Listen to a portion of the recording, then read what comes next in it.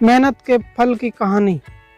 एक समय की बात है, एक गांव में एक लकड़हारा रहता था जो कि जंगल से लकड़ियों को काटकर उन्हें बाजार में बेचकर पैसे कमाता था।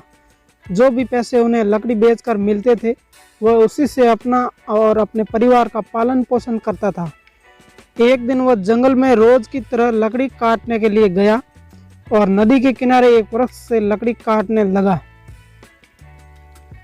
अचानक उसके हाथ से कुल्हाड़ी छूटकर नदी में गिर गई। इससे लकड़हारे को बहुत दुख हुआ और वह नदी में कुल्हाड़ी ढूंढने का प्रयत्न करने लगा, लेकिन उसे नदी में अपनी कुल्हाड़ी नहीं मिली। इस बात से लकड़हारा बहुत ज़्यादा दुखी था और वह नदी के किनारे बैठकर रोने लगा। जब वह नदी के किनारे रो रहा था तो लकड़हारे की आवाज़ सुनकर नदी से भगवान प्रकट हुए और बोले। भगवान जी ने लकड़हारे से पूछा कि तुम क्यों रो रहे हो। इस पर लकड़हारे ने शुरू से अंत तक की पूरी कहानी भगवान को सुनाई। लकड़हारे की कहानी सुनकर भगवान को उस पर दया आ गई और उन्होंने लकड़हारे की मेहनत को देखते हुए उसकी मदद करने की योजना बनाई।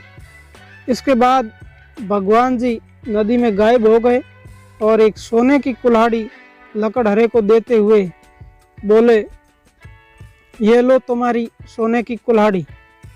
देखकर लकड़हारे बोले कि हे भगवान, ये कुल्हाड़ी मेरी नहीं है। इस बात को सुनकर भगवान जी फिर से नदी में गायब हो गए और मुझे सिर्फ मेरी कुल्हाड़ी चाहिए। भगवान ने फिर से नदी में गायब होकर एक लोहे की कुल्हाड़ी निकाली और लकड़हारे को देते हुए कहा कि ये लो तुम्हारी कुल्हाड़ी। इस बार लकड़हारे के चेहरे पर मुस्कान थी, क्योंकि ये कुल्हाड़ी लकड़हारे की थी। उसने कहा ये मेरी कुल्हाड़ी है।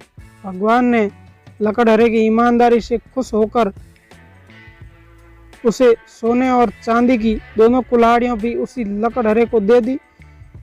इससे लकड़हारा खुशी खुशी घर चला गया। दोस्तों, चैनल को सब्सक्राइब ज़रूर कर लेना। ऐसी कहानियाँ मैं लाता रहता हूँ।